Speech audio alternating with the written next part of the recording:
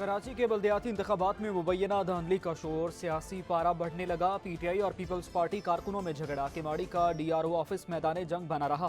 खिलाड़ियों और जियालों ने एक दूसरे पर खूब पत्थर बरसाए। अली जहदी समेत कई कारकुनान जख्मी हो गए। पुलिस हालात पर काबू पाने में नाकाम रही।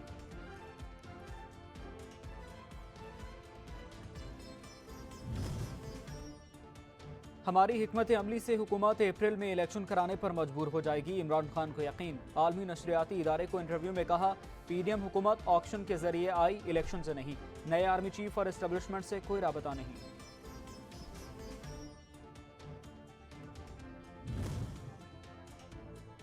और पीटीआई वालों का वाहिद काम नाचना है। हुकूमत बने या गिरे, ये अपना काम जारी रखते हैं। मौलाना फजलुर रहमान के लफ्जी वार। कहा, सियासी कप्तान का विजन सिर्फ नाच गाना ही है। मुल्क में मजहबी जड़ों को कमजोर करने के लिए इमरान खान को मुसल्लत किया गया।